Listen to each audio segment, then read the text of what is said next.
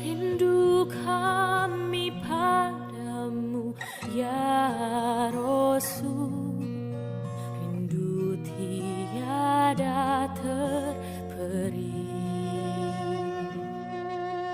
Berabad jarak darimu ya Rasul, serasa di kau di sini. Cinta ikhlasmu pada manusia bagai cahaya surga. Dapatkah kami membalas cintamu secara bersahaja?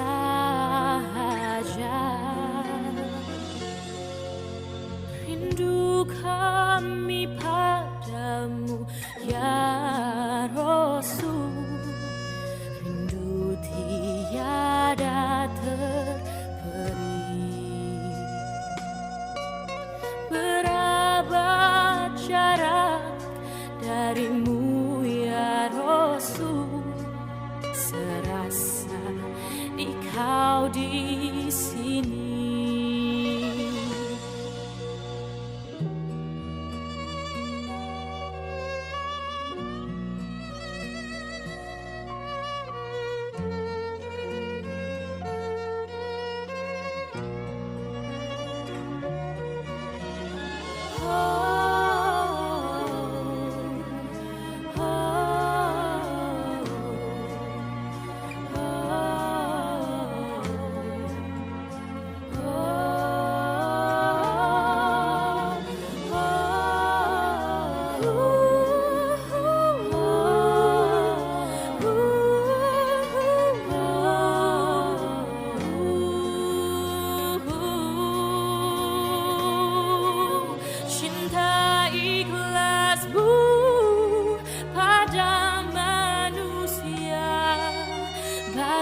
Cahaya surga,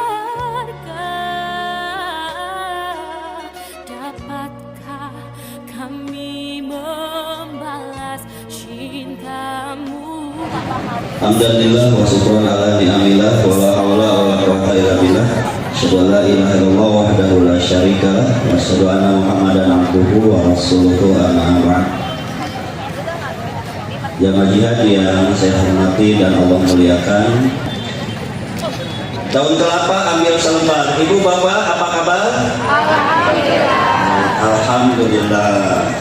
Ubur-ubur ikan sepat. Ibu bapak semoga sehat walafiat. Amin. Bila berjuang jangan mengeluh, mari tegakkan panji. Indonesia merdeka ke-80, harus lebih rajin mengaji.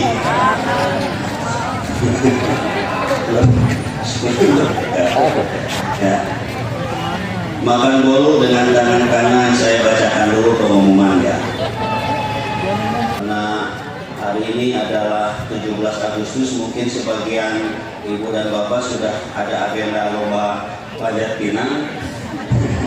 Ya, jadi kita akan percepat pengajiannya, mudah-mudahan tidak lebih dari jam 8. Kepada Ustaz Dr. Latif kami persilahkan. Alhamdulillahirabbil alamin wa bihi nasta'inu ala umuri dunya waddin wa asyhadu an la ilaha illallah wahdahu la syarikalah wa asyhadu anna Muhammadan abduhu wa rasuluh. Amma ba'd. Hadirin yang insya Allah dimuliakan Allah SWT, kita bersyukur bertepatan dengan tanggal 17 Agustus kita sering menyaksikan kebiasaan kita, insya Allah di sini masih semangat untuk kajian. Mudah-mudahan Allah memberikan keberkahan kepada kita semua.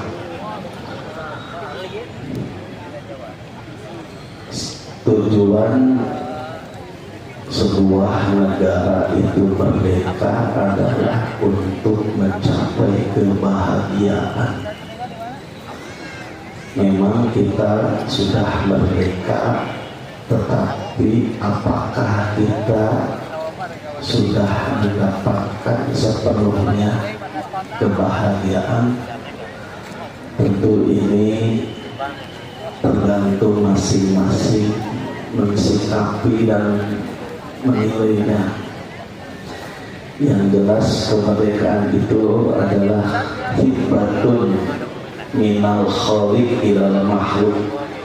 Kemerdekaan itu kata Mustafa Al-Ghulayat itu adalah pemberian Allah kepada manusia. Mudah-mudahan kita sepenuhnya menjadi hamba-hamba Allah yang merdeka, terutama dari penjajahan, penekanan hawa nafsu kita semua. Dalam kesempatan ini saya ingin membahas tentang konsep Al-Quran tentang sumber-sumber kebahagiaan. Kenapa ini dikaji penting gitu ya? Sekarang sebagian besar manusia itu di masa di mana orang itu belum bisa memastikan jaminan masa depan, sehingga banyak sekarang itu orang yang putus asa, berkeluh kesah, baik terkait kehidupan sehari-hari, terutama persoalan ekonomi, persoalan keamanan, dan masa depan anak-anaknya. Tentu perlu kita mengkaji kembali Al-Quran dan Sunnah terkait bagaimana pandangan Al-Quran khususnya tentang kebahagiaan ini. Saya baca beberapa kajian ilmiah tentang konsep kebahagiaan ini. Setidaknya ada beberapa disiplin ilmu yang fokus membahas tentang kebahagiaan, terutama kajian ilmu psikologi. Di dalam ilmu psikologi ada kajian khusus terkait psikologi of happiness, psikologi kebahagiaan. Di kalangan ahli psikologi, ilmuwan psikolog, mereka berbeda pandangan tentang hakikat kebahagiaan itu. Misalkan menurut Martin Seligman, ya, dia berpandangan kebahagiaan itu tergantung pandangan hidup yang dipegang oleh masing-masing orang. Tentunya orang-orang komunis mereka akan bahagia kalau masyarakat ini adalah masyarakat komunis. Makanya mereka mati-matian berdarah-darah memperjuangkan ideologi komunis. Kenapa? Karena bagi komunis sejati kebahagiaan itu adalah ketika masyarakat itu tidak ada kelas borjuis dan kelas proletar, semua sama, semua kebutuhan materi dikendalikan oleh negara. Tapi ternyata masyarakat komunis klasik itu gagal, tidak cocok dengan fitrah kemanusiaan. Seorang sosialisme, dia juga punya cita-cita manusia itu bahagia kalau masyarakat itu dibangun atas sosialisme, pertemanan, atas kebersamaan, sehingga musuhnya itu adalah kapitalisme. Ya. Seorang kapitalis pun sama, dia punya pandangan bahagia itu kalau liberal, orang bebas. Negara tidak boleh ngatur, tidak boleh mengendalikan urusan ekonomi. Jadi menurut para psikolog, kebahagiaan itu tentu tergantung cara pandang hidupnya. Yang menarik itu adalah pendapat Sigmund Freud. Sigmund Freud ini terkenal ahli psikolog yang basisnya itu adalah puncak kemanusiaan itu adalah ketika sudah terpenuhi libido seksualnya, kebutuhan nafsunya. Sigmund Freud mengatakan masyarakat itu bahagia kalau di masyarakat itu tidak banyak larangan, terutama larangan sosial. Jadi kalau anak-anak sekarang oleh bapak ibu banyak ditegur, banyak dilarang, padahal itu baik, ya, mereka melawan. Nah itu kata Sigmund, itulah ciri orang yang tidak bahagia. Orang yang tidak bahagia adalah orang yang banyak dikekang oleh larangan. Menurut Sigmund Freud begitu. Jadi kalau ingin bahagia jangan banyak larangan. Nah yang menarik itu ini agak benar, ini Islami gitu ya, pandangan Samuel Franklin. Dia mengatakan puncak kebahagiaan seseorang itu ketika hidupnya sesuai dengan agama dan moral. Jadi dia meyakini siapapun manusia kalau tidak cocok dengan agamanya, dengan pegangan falsafah moralnya, dia tidak akan bahagia. Ini cara pandang para ahli psikolog tentang kebahagiaan. Sebaliknya, ilmuwan sosial, sosiologi mengatakan kebahagiaan itu di masyarakat ditentukan dengan sosial kapital, modal sosial. Maksudnya apa?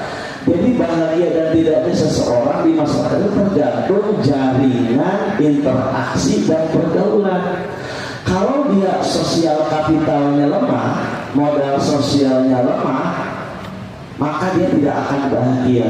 Yang bahagia itu adalah orang yang punya hubungan baik antar individu. Kalau di keluarga dia hubungannya baik dengan orang tua, hubungannya baik dengan adik kakak. Selama hubungan individu ini tidak baik, dia tidak akan bahagia.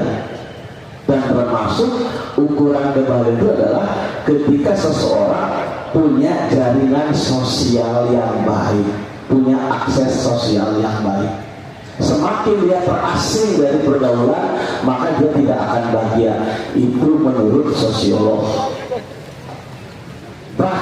Selanjutnya menurut para ekonom. Jadi ekonomi itu sekarang mengkaji tentang kebahagiaan dan kesejahteraan. Ada salah satu temuan bahwa hari ini kebahagiaan menurut ahli ekonomi bukan sekedar orang itu menambah income, menambah pendapatan. Sering kita mengatakan ya, uang itu bukan segala-galanya, tapi tidak bisa dipungkiri kita bisa menyelesaikan segala-galanya dengan uang. Apalagi di Indonesia, ya, the power of uang itu nomor satu. Walaupun nomor satu itu ketuhanan yang Maha Esa, tapi prakteknya keuangan yang berkuasa. Lihat saja presiden kita kemarin pidato. Presiden Prabowo itu saya baca dalam buku-bukunya, beliau itu pandangan politika sosialisme religius.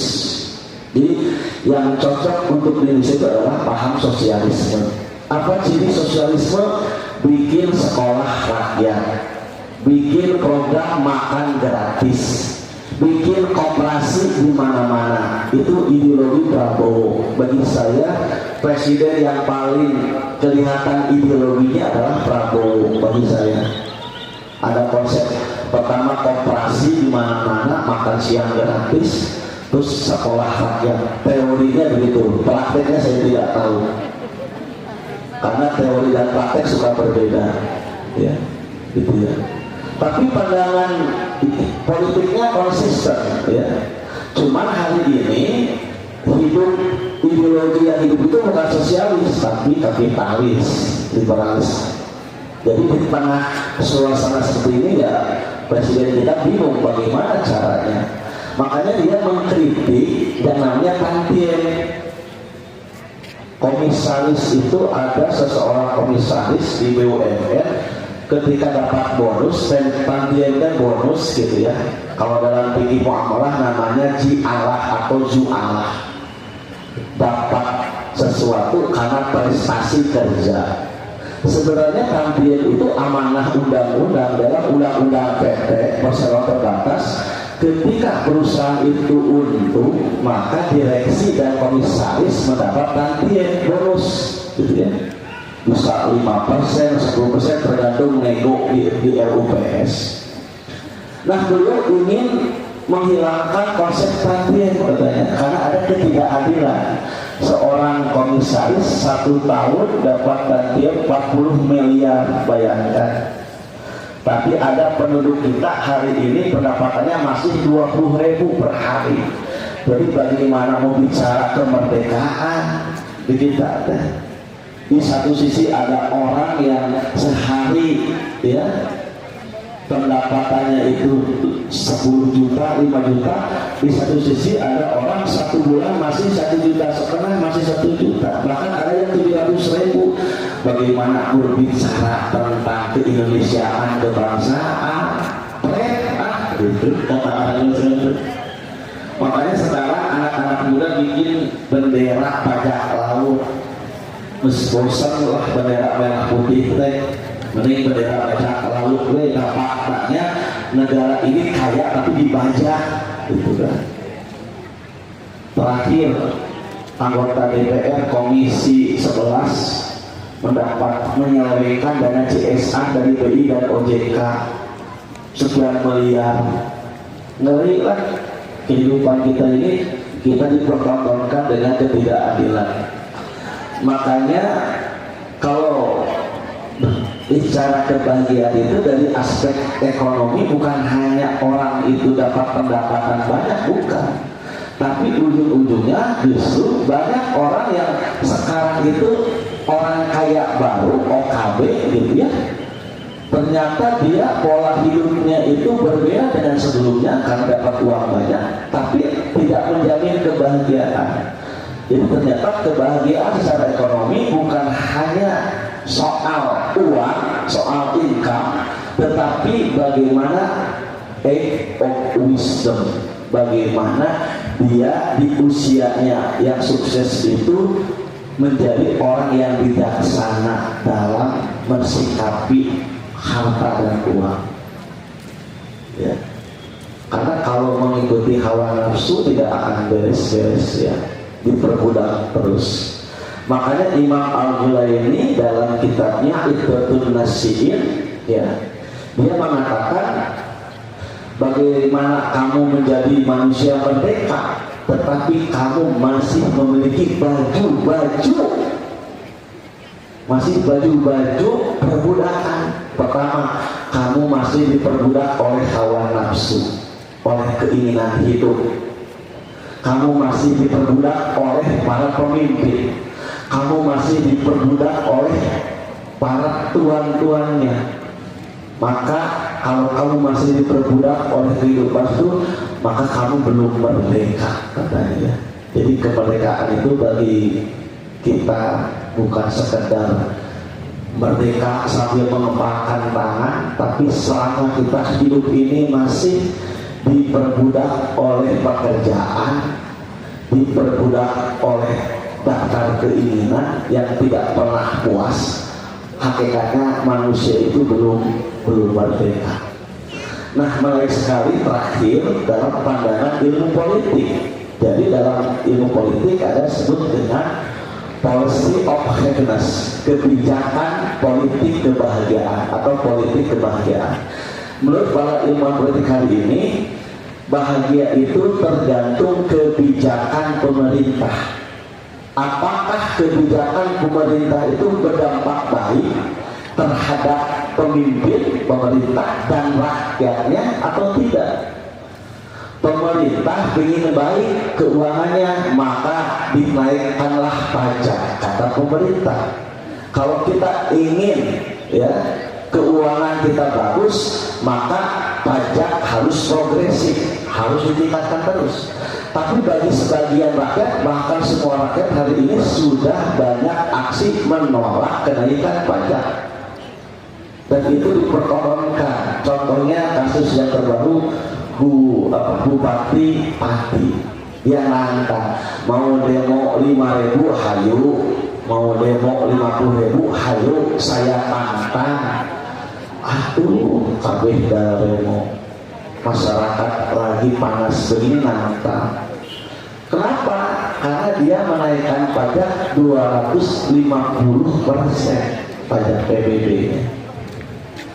Banyak pengusaha UMKM kena pajak juga, amuk-amukan, restorannya sepi, tapi pajak harus jalan. Bagi pemerintah itu bahagia kalau pajaknya naik, tapi bagi rakyat belum tentu bahagia. Makanya kebahagiaan secara politik tergantung kebijakan. Nah, ulama fiqih sudah menekan sebuah kaidah, tasarruful imami ala ra'iyati manutun bil maslahah. Kebijakan pemimpin terhadap rakyatnya harus manut sesuai dengan kemaslahatan rakyatnya. Jadi kalau tidak maslahat kebijakan itu jangan. Dipikir ulang. Banyak kebijakan-kebijakan politik yang akibatnya menyengsarakan rakyat. Nah, itu perspektif kebahagiaan menurut para ilmuwan. Nah, sekarang kita kembalikan kepada Quran dan Sunnah. Bagaimana konsep bahagia itu? Saya simpulkan Bapak Ibu. Jadi intinya kebahagiaan itu tergantung interaksi, tergantung hubungan. Pertama, di dalam Al-Quran kebahagiaan seseorang tergantung hubungan dia dengan dirinya sendiri. Ini penting, relasi dia terhadap dirinya sendiri. Bagaimana memanage sikap hidupnya menghadapi tantangan kehidupan, itu kuncinya. Kalau dia gagal, tidak bisa memanage nafsunya, maka dia gagal, tidak akan bahagia. Orang itu selama tidak bisa menaklukkan memanage nafsunya. Kenapa? Manusia itu ketika melakukan sesuatu ada 3 pertimbangan. Yang pertama adalah pertimbangan akal sehat. Kalau para filosof seperti Rocky Guru, baik dan buruk, bahagia dan tidak tergantung dia menggunakan akal sehat atau tidak. Cuma ini ada kelemahan, tidak sadar. Di dalam diri manusia itu memang ada akal. Akal itu kata para ulama nurun fil qalbi, cahaya dalam diri seseorang yang bisa membedakan mana benar dan salah, mana baik dan buruk. Seliberalnya orang Amerika tidak mau presidennya itu selingkuh dengan perempuan. Itulah Bill Clinton. Tidak mau. Padahal masyarakatnya bebas.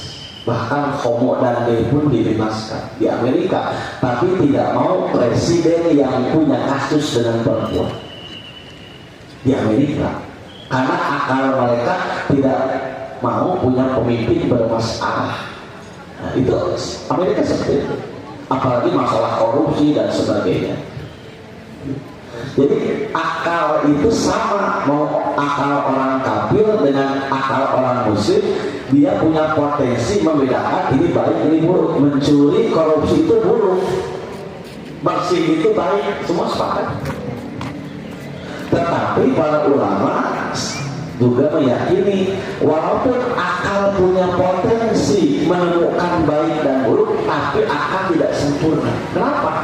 Karena akal itu nanti akan bertaruh dengan hawa nafsu. Jadi dalam diri kita itu pertarungan dengan akal dan hawa nafsu. Cuma yang menang yang mana? Akal sehat dengan nafsu. Nafsu itu dalam Al-Quran, inna nafsa la'ammaratun bisu. Ingat, nafsu itu lebih condong mengajak kepada keburukan. Dalam prakteknya, akal itu suka kalah dengan nafsu. Nah, untuk mengendalikan nafsu, itulah kunci kebahagiaan. Yang kedua, orang itu baik dan buruk ketika masih punya rasa malu. Al-haya'u minal iman. Kalau orang sudah tidak punya rasa malu, pasna masih tak, kata Rasulullah.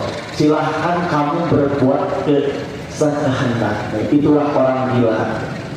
Mun aya nu belok tong dicarekan antap keun. Urang mah aya nu belok sian sarua mah nanti. Antap keun karena sudah hilang akalnya, hilang rasa malu. Nah, manusia pun sama. Kalau rasa malunya hilang, itu tidak akan ajak, tidak akan baik. Nah, di Indonesia itu banyak pemimpin yang sudah hilang muruah dan rasa malunya. Di Jepang saja diisukan bahwa anaknya itu melakukan kolusi, dia mengundurkan diri. Di Korea Selatan pejabat diisukan korupsi, belum terbukti, cuma diisukan mengundurkan diri, malu. Ayo diurang mah.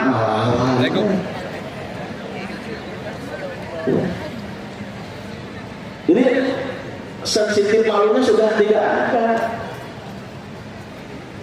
Nah, yang ketiga, kualitas yang terakhir yang bagus, bahwa tameng yang terbaik orang itu istiqomah dalam kebaikan apa? Al-khosyah.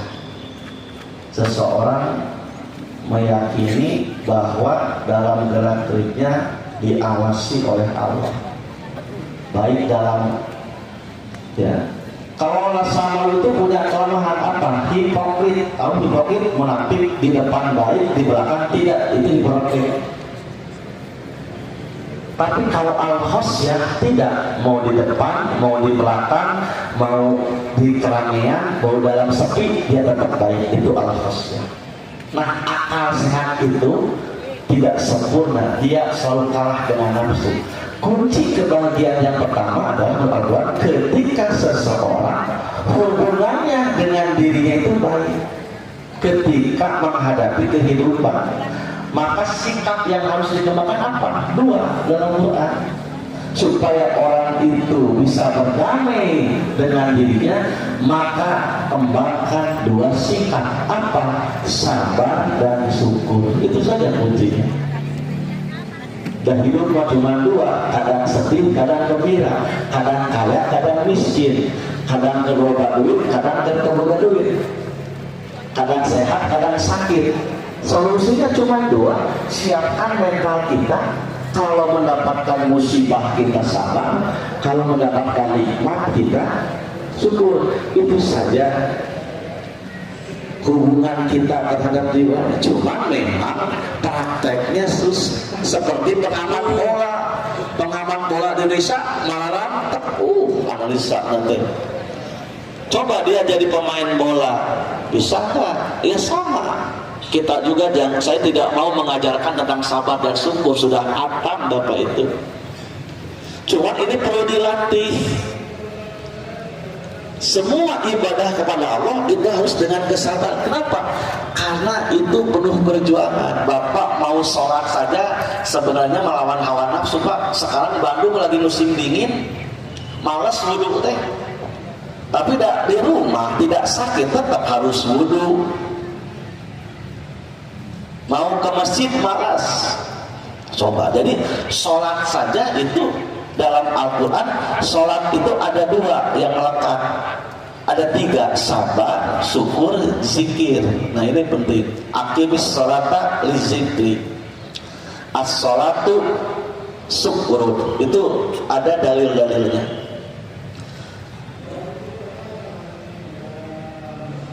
Sabar ini di dalam Al-Quran kurang lebih ada 103, ditempatkan di dalam 45 surat.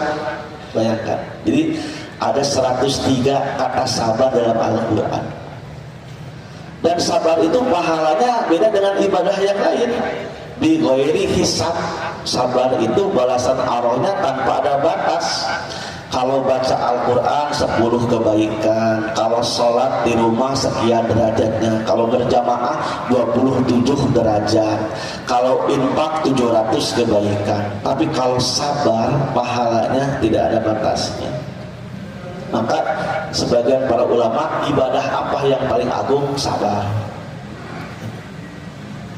Sehingga ada para nabi yang kesabarannya ekstra, itulah ulul azmi, karena kesabarannya ekstra.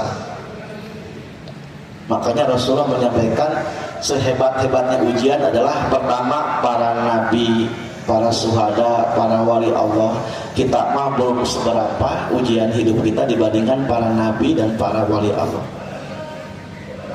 Imam Ghazali merinci bahwa sabar itu bisa terkena kepada badan, bisa terkena kepada mental.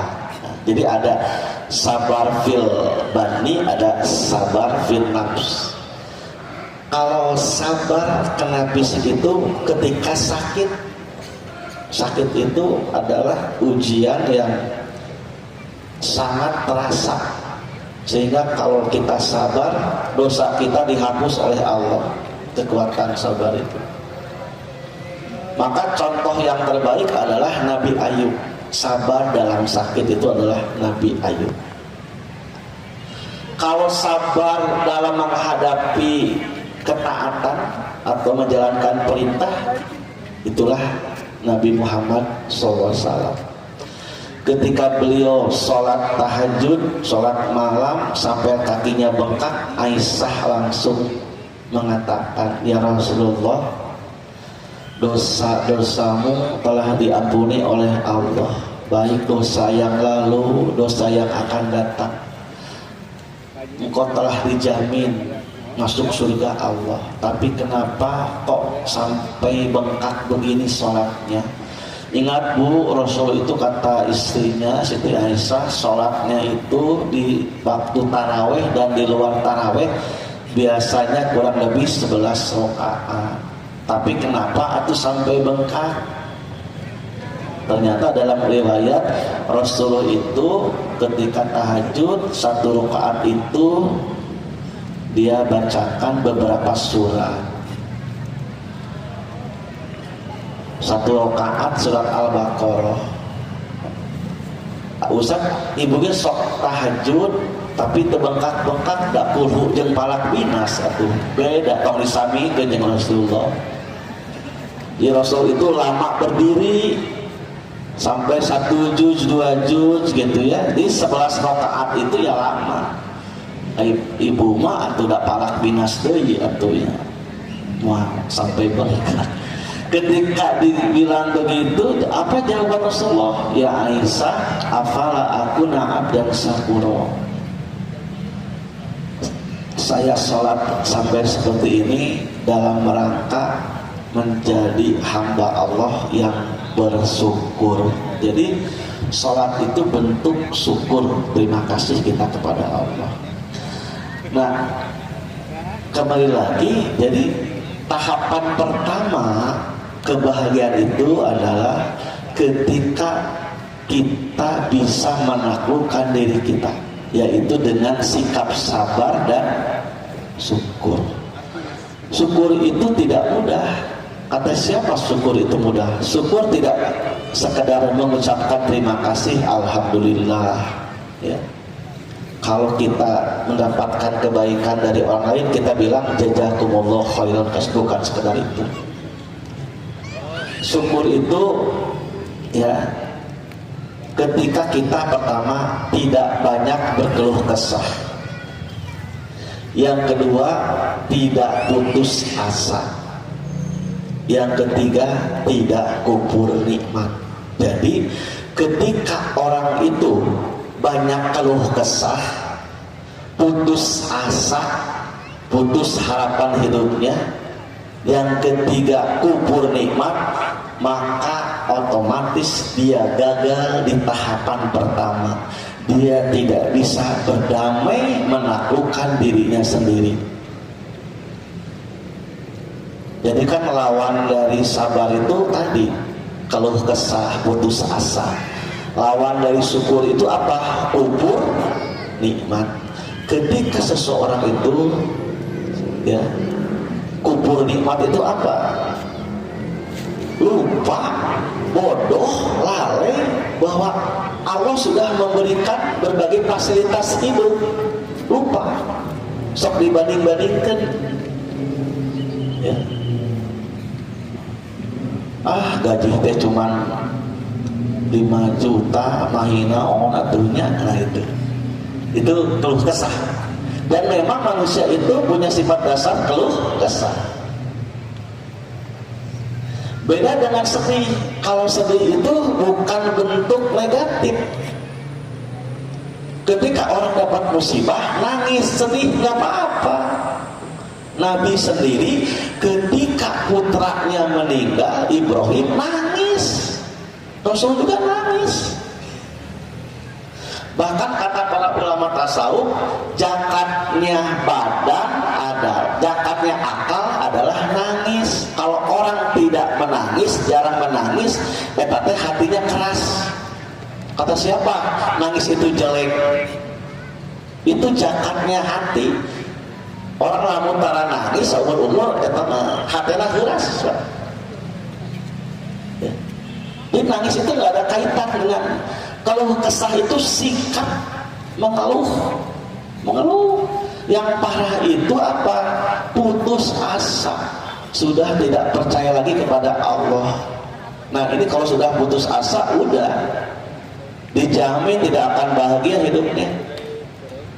Maka untuk tahapan pertama, berdamailah dengan diri sendiri dengan penuh kesabaran dan syukur. Sabar itu nggak ada batasnya, gitu ya. Syukur pun harus dimaknai. Yang paling mahal dari syukur itu apa? Pertama, kata Imam Ghazali, kenapa orang tidak bersyukur? Karena dia tidak mengenal nikmat, tewau jeung nikmat. Saha nu mere nikmat teh. Jadi bapak kalau mendidik ke anak, ya coba kaitkan dengan Allah, dek, kamu bisa makan enak, bisa sekolah, pakai kendaraan, itu nikmat dari siapa itu teh? Dari ayah, jangan dari Allah. Oh. Jadi kalau ke anak itu sebutkan dari Allah, dari Allah. Kamu sebutkan dari ayah, dari mama, gitu. Ini dari Allah, dari Allah. Sebutkan. Karena Imam Ghazali, sabar dan syukur harus dilatih, Pak. Dilatih sabar pakai apa? Pakai sholat, pakai puasa. Itu latihan sabar. Kalau syukur apa latihannya? Kalau syukur itu latihannya banyak ibadah-ibadah sunnah. Itu latihan syukur, gitu ya. Kalau bapak mengeluarkan zakat tidak keren Pak, ya karena kewajiban. Yang keren itu bukan hanya zakat, infaknya lebih banyak daripada zakatnya. Zakat itu kan cuma 2,5%. Tapi kalau infak bisa 5%, 10%, bahkan Abu Bakar As-Siddiq infaknya 100%. Rasulullah menolak, mencegah, jangan, nggak boleh begitu. Nanti untuk keluarga bagaimana Allah dan Rasulnya, itu Abu Bakar. Bagi umatnya tidak boleh. Infak itu al-afu, ketika kita sudah memenuhi kewajiban, kelebihannya silahkan infak. Nah untuk melatih syukur itu, kata para ulama, maka perbanyaklah ibadah-ibadah sunnah. Itu untuk melatih syukur. Kalau ibadah maliyah banyak sedekahnya, wakafnya. Kalau sholat syukur itu sholat malamnya, sholat rawatibnya, dan sholat sunnah yang lain. Yang kedua, karena waktu ya, dalam studi Al-Quran, sumber kebahagiaan yang kedua itu adalah ketika seseorang menciptakan hubungan yang baik dengan orang lain. Itu disebut dengan relasi interpersonal. Ada orang ahli ibadah, tapi jeung tetangga ribut wae, mal bahagia. Makanya dalam hadis, barang siapa yang beriman kepada Allah, maka muliakanlah tetangganya. Barang siapa yang beriman kepada Allah, hormati, muliakan tamunya. Barang siapa yang memberikan kelonggaran, kesulitan orang lain, Allah akan memudahkan kesulitannya di dunia dan di akhirat.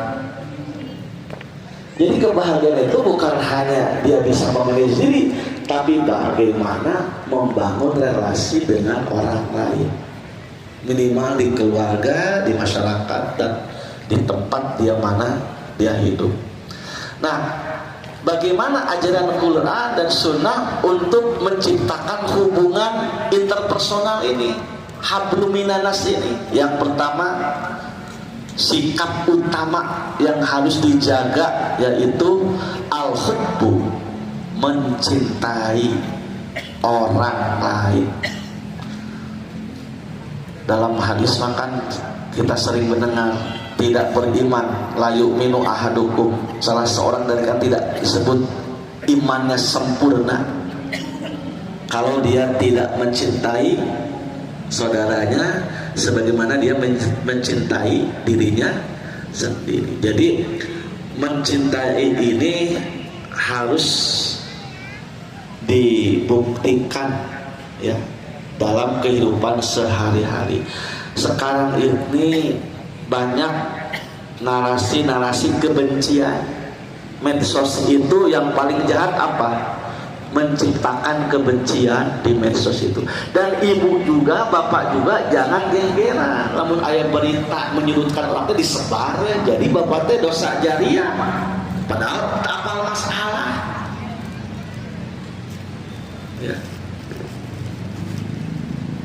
Terus dikekeyak ijazahna palsu, jelemana dia palsu cenah. Waduh. Ya nggak tahu itulah urusan yang menuntut ya. Kita jangan terjebak kepada perdebatan itu, antep kena lieur gitu ya. Ya. Itu sampai begitu. Orang mengkritik kebijakan KDM, wah itu dicercernya, dibencinya, kasihan itu. Jadi sekarang itu penuh kebencian. Bagaimana akan bahagia tuh? Ketemu juga sudah benci. Termasuk dunia politik hari ini, semua di Indonesia politiknya politik kebencian. Tersangka bapana anak-anak diarah ya. Dan termasuk ini orang tua juga jangankan menanam kebencian kepada anak. Bapak punya masalah dengan si A, ditularkan ke budaknya, jangan Pak. Akhirnya ada yang membenci, jangan menularkan kebencian. Jadi selama masih batasnya kebencian, beda dengan benci karena Allah, itu beda Pak ya. Jadi orang itu kan mencintai karena Allah, benci karena Allah, itu beda. Ini murni kebencian saja. Yang kedua, ciptakan untuk relasi sosial itu apa? Giving. Banyak memberi hidup itu. Tangan di atas lebih baik daripada tangan di bawah. Itu tidak berlaku kasus minta rokok. Soal anu minta rokok di atas, anu minta rokok di hadap. Kade tong ditafsirkeun tekstual ya gitu. Anu capah, anu ngarokona capah kan di luhur, minta gitu kan di atas. Itu bukan begitu, bukan tidak. Di dalam fikih muamalah, konsep memberi ini disebut tabarruk, akad tabarruk. Jadi gini Pak, akad itu, transaksi itu ada dua garis besarnya. Ada akad tijaroh, transaksi yang motifnya adalah keuntungan, itulah jual beli. Itulah ijaroh, sewa dan jasa. Itulah sirkah, kemitraan, musyarakah, mudharabah, mujarabah. Itu motifnya adalah keuntungan. Pak, Bapak kalau membeli harus ada untung penjualnya. Pertanyaannya, kalau BMT dan Bank Syariah boleh dagang nggak? Boleh nggak akadnya dagang jual beli? Ya boleh. Itulah Bank Syariah. Pakai akad murabahah. Bapak butuh rumah, datang ke Bank Syariah, pingin rumah yang mana? Tuh itu. Ya udah, bikin wa'ad perjanjian, minta DP. DP itu sebagai bukti keseriusan.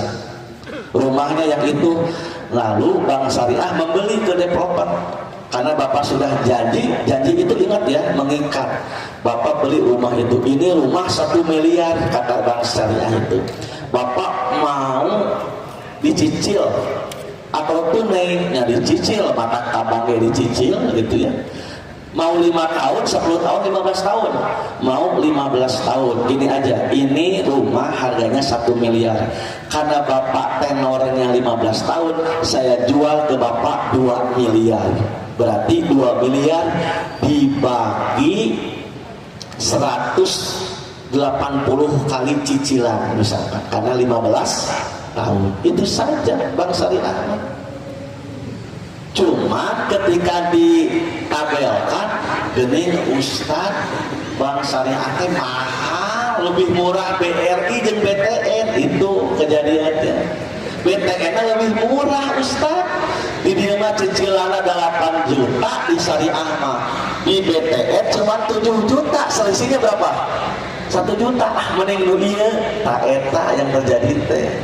Ayo iya mah akadnya bukan jual beli, tapi akadnya bunga pinjaman yang di situ ditentukan bunganya.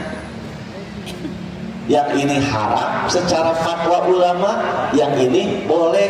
Cuma ieu haramna murah, ieu halalna mahal. Itu saja, pilih yang mana. Lo murah, nah gitu. Kenapa Bank Syariah teh masih 10% market share-nya? Yang menggunakan jasa Bank Syariah se-Indonesia 10%. 90% umat Islam masih resep KBRI konvensional, KBCA, KBTN konvensional. Karena masalah itu. Tapi sekarang enggak, Bank Syariah mulai bersaing. Marginnya itu tidak tinggi, hampir setara dengan bank yang lain. Lebih baik pilih yang syariah. Kalau menurut saya pilih yang syariah. Pertama, Bapak tenang, sudah bebas dari ribawi ya. Yang kedua, mudah-mudahan berkah. Itu saja. Syariah itu sebenarnya ingin menghindari konsep bunga, maka ada akad dagang, akad jual beli. Nah, dalam transaksi kehidupan itu orang butuh sesuatu pakai apa? Pakai akad pertukaran dan bercampuran, itulah akad tijarah. Nah, yang kedua, dalam fikih muamalah umat Islam itu didorong untuk akad memberi, namanya tabarruk. Memberi yang wajib namanya zakat. Jadi zakat itu adalah dana yang wajib dikeluarkan oleh orang yang dikenai kewajiban zakat. Ketika ibu punya emas disimpan 90 gram, maka ibu harus keluarkan 2,5% per tahun. Ketika bapak niat dagang serius, majang motor ayah 10, maka harus siapkan keluarkan zakatnya. Itu dana wajib. Nah, yang tabarruk itu bukan dana wajib sebenarnya, tapi memberi orang lain karena mengharapkan ridho Allah, pahala. Itulah disebut dengan infak, sedekah, hibah, hadiah. Itu disebut dana tabarruk. Nah, menurut Al-Quran, untuk menciptakan hubungan baik antar manusia, bukan hanya dasarnya mencintai, tetapi harus ada take and give, saling memberi. Makanya dalam makalah itu, Rasulullah itu ketika menerima hadiah dari orang lain, beliau suka membalasnya, saling membalas ngasih hadiah. Hidup itu harus begitu, harus take and give. Kewajiban memberi, kewajiban menerima, dan kewajiban membalas. Itu teori sosiologi. Hidup itu harus ada kewajiban memberi, kewajiban menerima, kewajiban membalas. Itu ada dalam ilmu sosial. Masyarakat yang bagus itu ketika konsep gotong royong, konsep membalas kebaikan itu jalan. Bahasa Rasulullah, tahaduk tahabbu, kalian harus saling memberi hadiah, maka akan timbul rasa cinta. Cuma ngasih hadiahnya jangan ke pejabat, bapak masalah. Ngasih hadiah ke pejabat, itu mah hadiah yang haram. Takut merubah kebijakan, namanya namanya riswah. Di riswah itu apa? Ngasih hadiah kepada orang yang punya kebijakan dan kewenangan. Kalau bapak masuk hotel dibantu oleh penjaga hotel, bapak ngasih hadiah namanya uang tip. Itulah bukan riswah, Pak. Bapak nyuci motor, berapa nyuci motor? 10.000 oleh bapak di Langkungan, dan karunya jadi 15.000. Itu bukan riswah. Nu riswahna bapak datang ke camat, ieu hayang cepat susuratan dibere 2 juta, eta riswah. Dan riswah ini ada korban yang lain, itu riswah.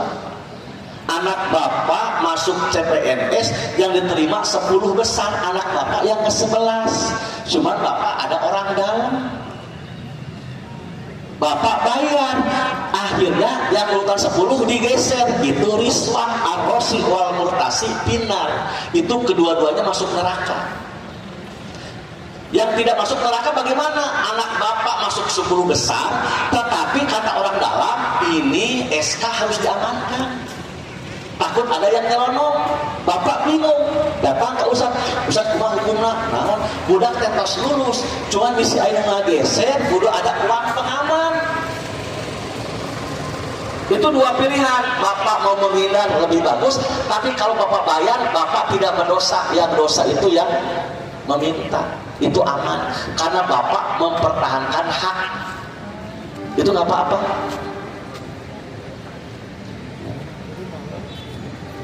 Jadi memberi di sini sudah diatur, ya. Rasul itu dengan keluarganya tidak boleh menerima sedekah dan zakat, nggak boleh Rasul. Tapi Rasul kalau menerima hadiah boleh. Dan Rasul itu banyak mendapat hadiah, bukan hanya dari Muslim, dari non Muslim pun Rasulullah terima. Pernah sahabat dikasih pakaian bekas orang kafir diterima. Rasulullah dikasih mantel bludruk dari Romawi dipakai. Makanya pusat-pusat kita pakai jas, tapi di anak pakai sarung. Itulah Ahasan, itulah Isa Ansori, itulah Ustaz Abdul Rahman. Jas itu dulu dipoyokan ulama pakai jas, katanya ulama kafir, apalagi pakai dasi, sehingga domba kabur pakai dasi. Kan kita dulu perdebatannya. Tapi ulama Penis tidak pakai jas, pakai dasi, dianggap pakai sarung. Kadang-kadang pakai celana nggak apa-apa. Dan Rasul sendiri pernah dikasih hadiah dari bangsa lain, pakaian dipakai oleh Rasul. Ya, jadi masalah pakaian jangan dijadikan ideologi gitu. Walaupun tetap kita tidak boleh pakaian yang itu menyerupai orang kafir identitas keagamaan mereka. Kalau jas itu sudah identitas internasional, pakaian internasional boleh. Nah, Rasul sendiri tidak bauan hadiah dimanapun, sampai Rasulullah dibere kalau setna ayo Rasul teh kalau setna naon paha kambing. Orang Yahudi itu ingin membunuh Rasulullah, dia bikin intelijen. Makanya kenapa Mossad itu intelijen terbaik sedunia, karena di zaman babaheula intelijen Yahudi malus. Saking ingin melukai Rasulullah, Rasulullah tadi di toko, Rasulullah kalau makan kambing kesenangannya sebelah mana? Oh, ketahuan pahanya, gitu ya. Kalau bapak kan hulu, nah beda kan ya. Mata orang loba penyakit atau loba daging loba dahulu, nah atau jeung jarawan. Kalau Rasulullah pahanya kan. Makanya Rasulullah ketika berkunjung ke orang Yahudi, nah, Rasul mah baik ya, husnudon we dijamu, padahal sudah pakai racun gitu teh. Sampai menurut sejarawan, Rasul itu jarang sakit. Cuma 2 kali Rasulullah sakit, dan itu pun sakit karena dampak racun dari kambing itu. Jadi bapak, yang namanya giving, memberi itu adalah untuk menciptakan kebahagiaan. Kalau bapak pelit, kikir, jarang memberi, benci, hidupnya itu loba baeut wae, terus kikir, jarang memberi, tidak akan bahagia. Orang yang bahagia itu adalah orang yang suka memberi. Dalam buku tentang motivasi itu saya baca literatur orang barat, ciri orang sukses itu apa? Saya simpulkan 1 ciri orang sukses apa? Suka traktir makan. Itu yang saya simpulkan. Anak bapak sukses, temennya sukses, tapi ayo neraktir tara, eta lain jelema sukses itu. Makan bareng, tidak ada yang paling nikmat kalau kita makan bareng. Tradisi makan bersama itu sunnah Nabi dan sunnah sahabat, makan bersama itu diterjemahkan oleh kita ngaliwat. Jelema anu anti ngaliwat mal berkah. Ya, Bu, piknik Bu, makan bareng, itu sunnah Nabi Bu. Ya. Jadi memberi itu penting gitu. Kenapa? Karena akan timbul kepercayaan, timbul berbalas, saling memberi hadiah. Cuma tadi jangan sampai hadiah ngasih hadiah ke ketua BPN Jawa Barat, jangan ya. Nanti disebut gratifikasi. Selanjutnya adalah memaafkan. Ini dalam Al-Quran, hubungan antar manusia itu harus dibangun dengan dasar cinta, dasar saling memberi. Yang ketiga apa? Memaafkan. Ini mah puncaknya akhlak seorang muslim adalah menjadi pemaaf. Rasul pernah ditanya oleh seorang sahabat, ya Rasulullah, apa itu makarimul akhlak? Apa itu akhlak yang mulia itu? Rasul tidak bisa jawab langsung, takut salah. Akhirnya turunlah sebuah ayat. Apa jawaban langsung dari Allah? Apa akhlak yang hebat itu? Hudil afwa, jadilah engkau pemaaf. Wa'mur bil urfi, ajaklah orang untuk berbuat baik. Wa'arid anil jahilin, hindari, jauhi perbuatan orang-orang bodoh. Tong sarwana hirup tebu, batur ngepet dikepet deui, ya, batur ngalusak dibalas deui, jangan sarwana. Kalau menghadapi orang-orang bodoh, jauhkan. Tapi yang pertama apa? Akhlak yang hebat itu hudil afwa, jadilah engkau pemaaf. Nah ini penting. Kenapa? Ada penelitian dari Amerika, ada seorang pengusaha ketika malam dadanya sesak terus, ngebatin sesek tuh. Padahal dia sudah ke dokter, secara medis ini sehat Pak. Bingung si dokter teh, dicek darahna, ya, kolesterolna, gulana, tensina dicek. Bapak itu sehat Pak, tapi kenapa tuh? Sok hese sare, bahkan sesek jadi. Pak, jangan ke saya Pak, salah ini, salah terapi, ke psikolog aja. Akhirnya datang ke psikolog, dia cerita. Pertanyaan pertama psikolog itu apa? Coba, Pak, Bapak harus jujur ya. Kalau Bapak ingin sehat, biar dadanya nggak sakit, Bapak harus jujur ya. Bapak punya musuh nggak selama ini? Ada nggak orang yang Bapak benci? Itu aja pertanyaannya. Bapak pulang dulu renungkan. Kalau Bapak sudah bisa jawab itu, nanti ngobrol lagi dengan saya. Akhirnya dia ngaku, ya. Saya itu selama ini ada orang anu dipikah heuleuh, lamun panggih teh hayang nyiduhan we gitu. Keheul. Pokoknya hayang ngepret. Kata psikolog itu, kalau Bapak ingin sembuh, Pak, kalau Bapak ingin sembuh, bebaskan. Maafkan, Pak. Bisa nggak dimaafkan? Oke, insya Allah sembuh. Akhirnya dia ingin sembuh, berusaha membebaskan, tidak dendam lagi. Alhamdulillah sehat. Jadi bisa jadi, mohon maaf ya, kita sakit itu bukan faktor medis, tapi pikiran, dendam, kesumat, banyak dendam, banyak keheul. Kenapa jiwa pemaaf itu nomor satu? Ini karena hidup ini dua. Dalam teori politik, hidup itu dua, bisa konsensus, bisa konflik. Itu hidup di kantor dimanapun dua, bisa konflik, bisa konsensus, damai. Itu dua hidupnya. Cuma pertanyaannya, di Indonesia itu banyak damainya, banyak ributnya hidup itu. Banyak ributnya. Dan tidak semua bisa masalah dengan damai. Karena bisa jadi salah satu pihak keras. Maka akhlak yang hebat itu kan selalu ketika orang jadi pemaaf, dia aktif memaafkan yang pertama kali. Dan yang namanya konflik tara jeung jauh. Ais senok pagetok sareng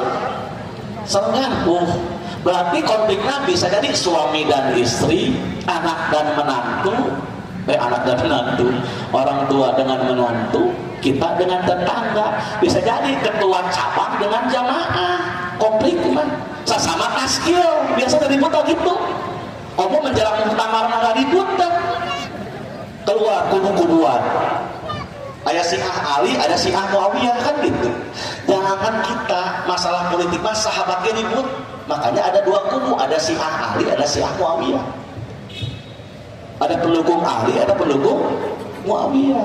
Nu lucu nate, alokna Ali ngadukung Muawiyah. Itulah politik. Kadang-kadang alok ngadukung itu biasa Pak di zaman sahabatnya. Tapi alhamdulillah Ali dan Muawiyah bisa diselesaikan lewat tahkim, lewat perdamaian, konsensus. Indonesia pun sama, ribut atau capek ribut, akhirnya konsensus. Tos lah undang-undang dasar 45 dan Pancasila sakitu warisan pendiri bangsa. Tong ribut tos iyalah. Tetap kurang mah negara beragama, ngan bisa jadi negara Islam. Mun negara Islam itu no timur protes katanya gitu. Tos dinaungi oleh pasal pertama, ketuhanan yang Maha Esa. Makanya keuangan yang berkuasa kan. Jadi hidup itu konsensus.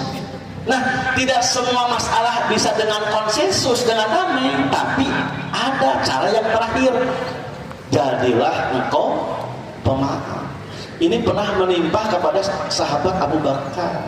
Jadi Abu Bakar itu punya keponakan, Mistoh namanya. Dikukut, dileletik budak teh.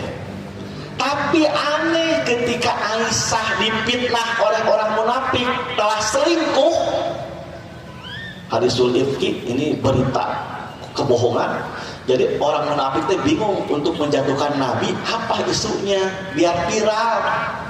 Dipiralkanlah bahwa Aisyah itu selingkuh dengan Sofwan gara-gara Aisyah ketika dalam perjalanan kehilangan kalungnya, balik ke tempat itu ketemu Sofwan anak muda. Sementara Aisyah siapa? Istri Rasulullah. Kata Sofwan, ibu tose sarang yang abdi bareng we kalungnya ditinggal tah dipiralkeun ke orang Yahudi lewat WA grup. Aya WA grup di baheula lagi dipiralkeun tah ke orang itu, ke orang munafik teh jeung orang Yahudi dipiralkeun. Nganu aneh teh dulu serangan keponakan tileutik dikukut Mistoh milu ngagosip oge. Nya bener Aisyah selingkuh. Saha nu teu nyeri hati atuh mama eta alok gitu. Sampai akhirnya Abu Bakar bersumpah, sia Mistoh panggil deui moal diberi dahar ku aing. Kaditu sia. Sampai bahasa Garutna gitulah kaluar. Tong wau jeung aing sia kaditu sia. Hak sia moal diberi dahar deui. Sampai gitu marah. Sampai berita kepada Rasulullah. Kata Rasulullah, jangan begitu. Jadilah engkau pemaaf. Turun ayat ini juga. Ayat lain tentang jadilah engkau yang jiwa pemaaf. Akhirnya Abu Bakar ya insaf langsung, akhirnya jangan begitu, kasihanlah Mistoh itu, jangan sampai putus hubungan, sampai tidak dibantu lagi keuangannya. Jadi sekali lagi bisa jadi ada orang yang tidak bahagia gara-gara masih dendaman. Kalau bisa jadilah engkau pemaaf. Yang terakhir, bahagia itu sumbernya adalah relasi spiritual, hubungan dia dengan Allah. Selama dia tidak bisa mengenal Allah, tidak bisa dekat, itu susah untuk bahagia deh. Jadi bisa jadi hartanya banyak, keluarganya komplit, nggak ada masalah sebenarnya hidupnya. Di masyarakat orang terpandang, secara materi aman, tapi kenapa gelisah terus? Bisa jadi bukan hubungan dengan dirinya, bukan hubungan dengan orang. Ini mah murni masalah spiritual, kosong jiwanya. Al-Quran menekankan untuk membangun relasi dengan Allah ada dua saja. Pertama zikir, sampai zikir itu 267 tempat di dalam Al-Quran tentang zikir. Yang kedua tawakal. Tawakal itu 61 ayat tentang tawakal. Di dalam hadis Rasulullah mengatakan begini, masalul ladzi yazkuru rabbah wal ladzi la yazkur masalul hayy wal mayyit.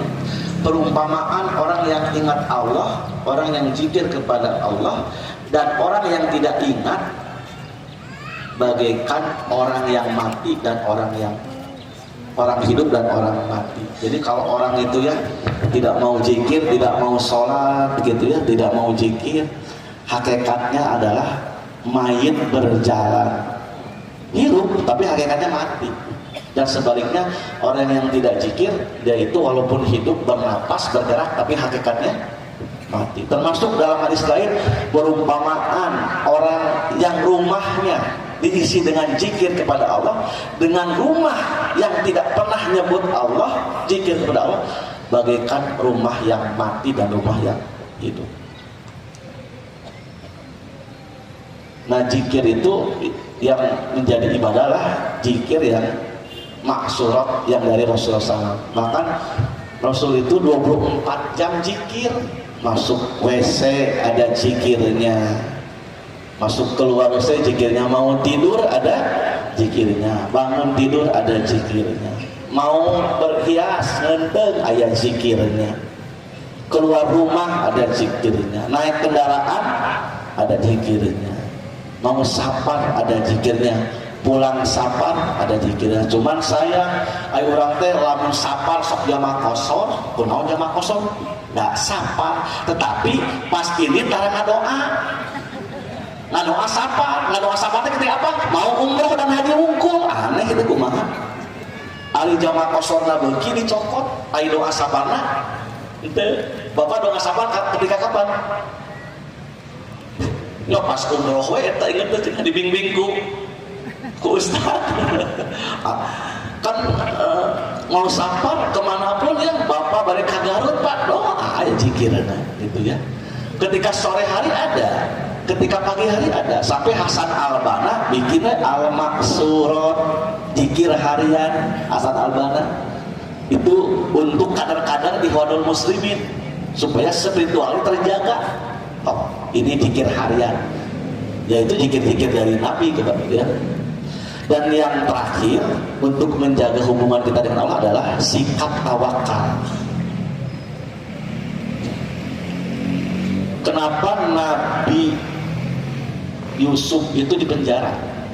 Ternyata saya baca berbagai tafsir, Nabi Yusuf dipenjara itu gara-gara tidak tawakal kepada Allah.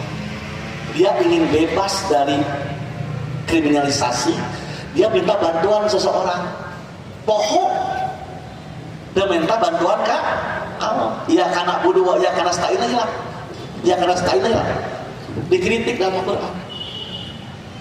Bongan berharap kepada makhluk, kepada manusia, andalkeun itu buktinya tetap kan di penjara. Kenapa tuh minta kan dia kalau begitu. Jadi Nabi Yusuf pun pernah lalai, lupa dia ketika menghadapi sesuatu mengandalkan manusia.